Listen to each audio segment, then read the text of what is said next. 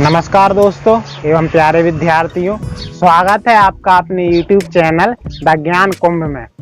और हम फिर एक बार उपस्थित हैं आपके समक्ष हिंदी व्याकरण की एक और नई वीडियो लेकर। हिंदी व्याकरण की पिछली वीडियो में हमने तदित का अर्थ, तदित की परिभाषा और उसके उपभेदों को जाना था। तो उसी क्रम में जो हमारे बचे हुए उपभेद हैं उनके बारे में हम उदाहरण सहित पढ़ेंगे। तो बिना कोई समय बर्बाद किए हुए शुरू करते हैं आज की कक्षा।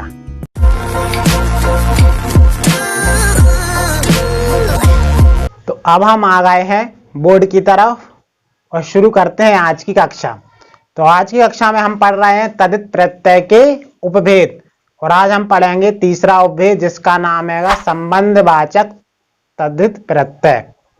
तो अपने हाथ में पेन और कॉपी ले लीजिए और प्रश्न लिखना शुरू कीजिए। तो आज का जो प्रश्न है वो लिखें कि संबंधवाचक तदित प्रत्यय किसे कहते हैं, उदाहरण सहित लिखिए। उम्मीद है आपने प्रश्न लिख लिया होगा। अब उत्तर लिखें। वे प्रत्यय जो संज्ञा शब्दों के अंत में लगकर संबंधवाचक शब्दों की रचना करते हैं उन्हें हम संबंधवाचक तदित प्रत्यय कहते हैं। यानी कि उदाहरण के तौर पे यदि हम बात करें कि जैसे यहाँ एक उदाहरण लेते हैं, शब्द है चचेरा, ये संबंधवाचक तदित प्रत्यय का एक उदाहरण है। अब ये कैसे बना हम वो देखते हैं। देखिए यदि हम इसमें कौन सा प्रत्यय है, कौन सा संज्ञा का मूल शब्द है, तो वो है चाचा प्लस एरा, वो बना चचेरा।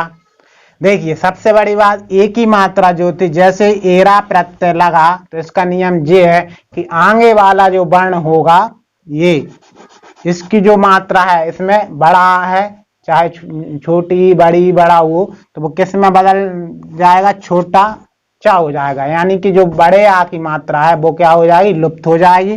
तो यहाँ तो ये मात्रा तो हो गई लुप्त, तो आ क्या गया, छोटा चा।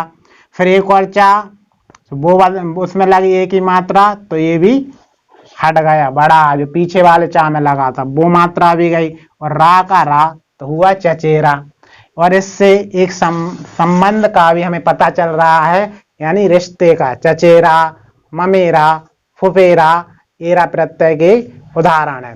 तो ये था एक उदाहरण।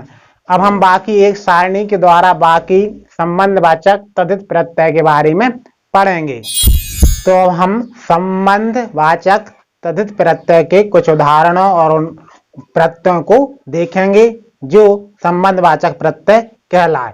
तो आपको बोर्ड पर एक सारणी दिख रही होगी, उसमें कुछ प्रत्यय लिखे हैं, आल, एला, एरा, ओती, जा और हाल। तो ये प्रत्यय हैं और यहाँ मूल शब्द आपको लिखा दिख रहा होगा। वो यहाँ नियम एक ही है, यदि ये प्रत्यय आएंगे तो आगे वाला जो वर्ण होगा, अक्षर होगा, उसमें परिवर्तन जरूर है। देखिए दोस्तों सिंपल सी बात है, उपसर्ग हो या प्रत्यय जब ये लगते हैं तो शब्द में परिवर्तन आता है। ये तो उसकी डेफिनेशन में ही लिखा था, तो आएगा परिवर्तन। बिना परिवर्तन करे अगर आप पढ़ोगे, आप देखोगे, समझोगे तो समझ लेना कि वो गलत ही है। क्या परिवर्तन होता है आइए देखते हैं। देखिए शब्द है ससुर, अब आगे वाला ऑलरेडी सा छोटा है तो इसमें तो कुछ नहीं, आल प्रत्यय लगा दिया तो ससुराल, ससुर।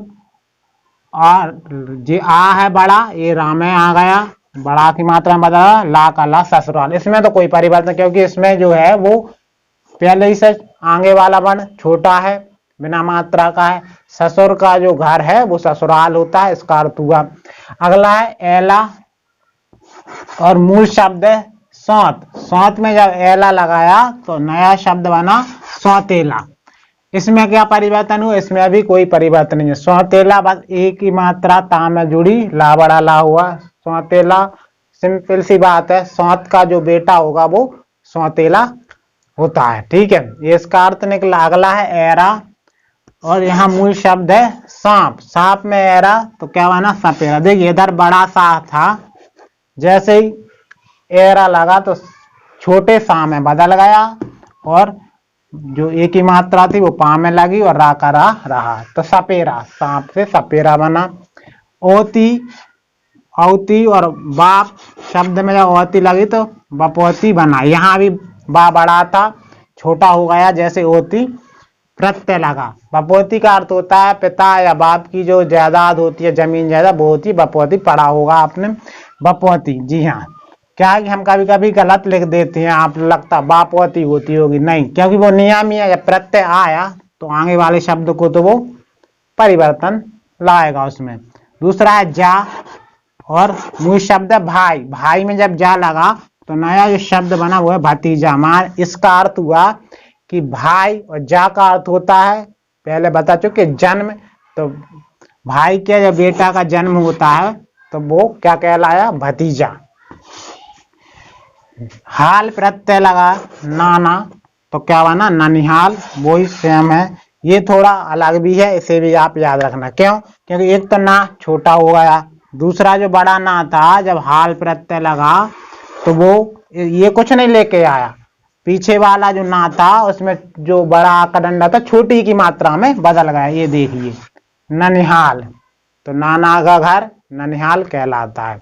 तो ये थे कुछ संबंधवाचक तदित प्रत्यय। ये संबंध दिखा भी रहे हैं, इनका संबंध है, एक रिश्ता है, एक रिलेशन है, इस कारण से इनको किस में रखा गया है, संबंध तदित प्रत्यय के अंतर्गत रखा गया। हमें यहाँ जानना जो ये था, हर प्रत्यय में जानना है कि ये परिवर्तन क्या ला। देखिए आपको ये लग रहा है कितने सरल है, क्या सरल है इतने। चलिए तो अभी हाल देखते हैं हम क्या होता है। एक शब्द लिखते हैं हम यहाँ कसेरा, ठीक है। अब एरा लगा है, यानी कि समझ तो गए होंगे प्रत्यय कौन सा, एरा। लेकिन बात प्रत्यय की नहीं है, यहाँ बात है, अब ऐसा पूछा ही नहीं जाता कहीं भी कि प्रत्यय बताइए, क्योंकि आप सब पढ़ते हैं, सब सीख गए प्रत्यय। उसमें ये पूछा कि मूल शब्द क्या है, अब बता दीजिए मूल शब्द। तो हमें यदि मूल शब्द के पास जाए तो इसका मूल शब्द वैसे कस आएगा, कस प्लस एरा, या फिर कांस प्लस एरा, या फिर कांसा प्लस एरा होगा। क्या होगा, कुछ तो जरूर होगा, तभी तो इसमें परिवर्तन आएगा। इस परिवर्तन को दूर करने के लिए हम यहाँ कुछ देखेंगे। कस प्लस एरा हुआ कि कांस प्लस एरा, या फिर कांसा प्लस एरा। तो आपको यहाँ सामने दिख रहे हैं तीन आपने विकल्प दिए, सॉरी तीन विकल्प यहाँ हमने दिए हैं, कस प्लस एरा, कांस प्लस एरा, या कांसा प्लस। तो यहाँ जो बात है वो है मूल शब्द की, क्योंकि प्रत्यय सब में एरा लगा, तो क्या है इसका मूल शब्द, बता सकते हैं तो कमेंट में लिख दीजिए, और नहीं बता सकते तो देख लीजिए। देखिए यानी परिवर्तन, यदि हमने कस, पहली बात तो कस कसना, अगर आप बात करेंगे कस का, ठीक है, किसी चीज को हम कस रहा है तो वो कस बड़ी समस्या है। तो यहाँ तो कोई परिवर्तन जी लाएगा नहीं, आया कस में हमने एरा लगा दिया, यानी कि ये तो नहीं होने वाला है। कांस प्लस एरा हो सकता है क्या, तो कांस, अब कांस का चीज होती नहीं है, कांस किसी का अर्थ देता नहीं है, तो ये अपने आप ही गलत हो जाएगा, कांस कोई, ये दोनों होगा गलत। बचा है कांसा, तो कांसा होता है, ये जब आएगा तो का छोटा हो जाएगा और अपने साथ कसेरा नया शब्द बनाएगा। कांसा प्लस एरा, ये आपका सही रहेगा कांसा। तो यहाँ मूल शब्द को पकड़ने की बात हो रही है। मूल शब्द यहाँ कुछ तो अंतर होगा, कुछ तो भिन्नता जरूर होगी शब्द में, तभी वो मूल शब्द कहलाएगा। और जब उसमें प्रत्यय लगेगा कोई सा तो उसमें क्या परिवर्तन आ जाएगा। तो उम्मीद है आपको संबंधवाचक तद्धित प्रत्यय समझ में आए होंगे। अब है अगला उपभेद, तो प्रश्न लिखिए, अपत्यवाचक तद्धित प्रत्यय किसे कहते हैं, उदाहरण सहित लिखिए। उत्तर लिखें, वे प्रत्यय जो संज्ञा शब्द के अंत में लगकर संतान का बोध कराते हैं उन्हें हम अपत्यवाचक तद्धित प्रत्यय कहते हैं। संतान का बोध कराने के कारण इन्हें संतानवाचक भी कहा जाता है। उदाहरण के लिए यदि हम देखें, जैसे शब्द है राधे, गंगे, या फिर राघव, ये सारे। अब इनमें कौन से प्रत्यय लगे हैं यदि देखा जाए तो हम इनको यदि तोड़ें तो मूल शब्द आएगा राधा प्लस ए, यानी कि राधा का पुत्र क्या हुआ राधे, जो करण का पर्यायवाची है। अगला जो इसे तोड़े तो गंगा प्लस ए, तो आप देख रहे होंगे परिवर्तन क्या हो रहा है। जो रा जो बड़ा था ये लिखा तो जाएगा, लेकिन जो इसमें बड़ा जो रा था ये तो नहीं है परिवर्तित हुआ। क्या हुआ इस धा में परिवर्तन जरूर हो गया, ए की मात्रा लगी धा में और या आ जो था वो लुप्त हो गया। ऐसे ही गंगे में पीछे इनमें पीछे वाले अक्षर में बड़ा आका है उनमें परिवर्तन हो रहा। पहले जो हम पढ़ रहे थे उनमें आगे वाले वर्णों में परिवर्तन हो रहा था। तो गंगा प्लस ए गंगे, गंगा का पुत्र गंगे ये पर्यायवाची है भीष्म पितामह का। और अगला है राघव, इसे तो हम पढ़ भी चुके हैं। तो रघु प्लस आ प्रत्यय है। अप्रत्यय की पूरी जानकारी उनके नियम हमने पिछली वीडियो में आपको बताएं, पहले वो वाली वीडियो देख लें किस तरह से आ लगता है। तो रघु में आ लगा तो राघव, यानी रघु के कुल जो है रघुकुल में तो वे राघव बने, यानी ये राम का पर्यायवाची है राघव। तो ये सारे क्या है संतान का बोध करा रहे हैं। राधा का पुत्र राधे, गंगा का पुत्र गंगे और रघु के वंशज राघव, है ना। तो यहाँ माता, आप ट्रिक के अनुसार यदि इस प्रत्यय को देखना चाहते हैं तो लिख लें माता पिता या वंश की जानकारी देगा ये प्रत्यय, इस कारण से इसे संतानवाचक प्रत्यय भी कहा जाता है। अब हम एक सारणी के माध्यम से बाकी जो अपत्यवाचक प्रत्यय हैं उन्हें हम समझेंगे। तो हम अब पढ़ेंगे अपत्यवाचक तदित प्रत्यय के कुछ उदाहरण। देखिए आपको बोर्ड पर एक सारणी दिख रही होगी। आय जो कि अभी हम पढ़ चुके, आय प्रत्यय को आयन और छोटी ई, जी हाँ यदि बड़ी ई वाला प्रत्यय होता है तो छोटी ई वाले भी प्रत्यय होते हैं। देखते हैं तो यहाँ वही बात, मूल शब्द को हमें देखना है और कुछ नियमों को जानना है। पहला है मृकुंड, मृकुंड ऋषि हैं, मृकुंड ये लगा तो क्या बना मारकंडे, यानी मृकुंड के ऋषि के पुत्र बने मारकंडे, ए प्रत्यय।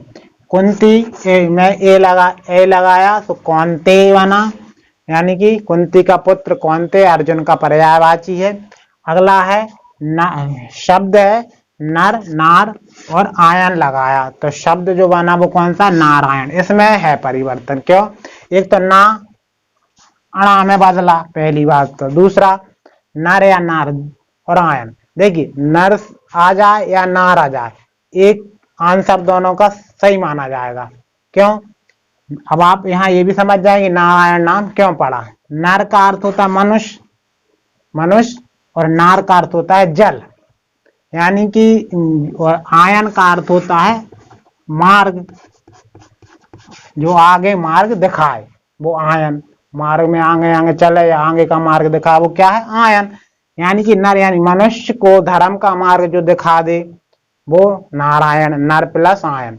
और नार्या का अर्थ होता है, यानी नार इसकी बात करें तो नार का अर्थ है जल, और जिसका घर जल में बना हो और उस जल का जो मार्ग बता दे, यानी कि मार्ग बताए तब भी नारायण। जल का मार्ग कैसे, क्योंकि सबको पता है कि जल की धारा गंगा धारा कहाँ से निकली है विष्णु के पैर से, इसलिए उसका नाम भी पड़ा विष्णुपदी। यानी कि जल के घर में जो निवास करे और उस जल की धारा को आगे आगे बढ़ाए बताता चले, उस मार्ग को निकालता जाए तो वो नारायण।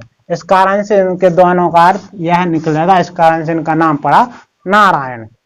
अगला जो है दशरथ में जब छोटी प्रत्यय लगा तो दशरथी हो जाएगा, और सारथ ई लगा तो सारथी हो जाएगा, यहाँ सा बड़ा हो जाएगा सारथी। देखिए सारथ जो रथ के साथ, यहाँ हमें अर्थ समझना है, जो रथ के साथ हो वो सारथ, और जब ई प्रत्यय आया तो अपने साथ बड़ा इसमें लेके आया, तो इसका जो सूत्र हुआ वो तो छोटा, इसका सूत्र क्या हुआ यहाँ आप लिख लें छोटा आ से बड़ा आ का बनना, ये इस सूत्र के अंतर्गत आता है। ठीक है, अब आप देखेंगे कि सारथ में आप कैसे लिखते होगे, ऐसे लिखते हो सारथी, जबकि ये गलत है। हमेशा शुद्ध हिंदी लिखें तो ज्यादा अच्छा है। सारथी, रथ के साथ साथ जो चल रहा है वो सारथी। तो ये सूत्र भी लिख लें आप, छोटा आ से आम है, क्योंकि ऐसे बहुत से शब्द होंगे जो आपको परेशानी में डाल सकते हैं। तो उम्मीद है, और यहाँ हमने ना का अणा नहीं बताया तो उसका ये भी लिख लें।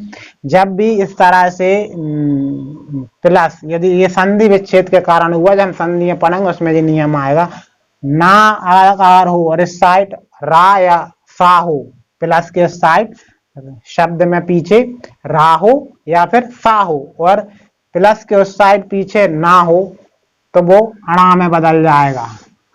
ठीक है, तो इसलिए ना अणा में बदल गया, ये नियम होता है। नियम को एक बार और सुन लें। यदि प्लस के साइड संधि विच्छेद करें, पीछे रा हो या सा हो तो वो, और इधर ना हो तो वो अणा में बदल जाएगा। उम्मीद है आपको अपत्यवाचक तद्धित प्रत्यय समझ में आए होंगे। तो आज की वीडियो के लिए बस इतना ही। बाकी बची हुई उपवेद है वो हम आगे आने वाली कक्षा में पढ़ेंगे। तो उम्मीद है हमारी ये वीडियो आपको पसंद आई होगी, और आई है तो इसे लाइक कीजिए और अपने अधिक से अधिक दोस्तों के साथ शेयर कीजिए, और सब्सक्राइब कर दीजिए हमारे अपने YouTube चैनल द ज्ञान कुंभ को। धन्यवाद।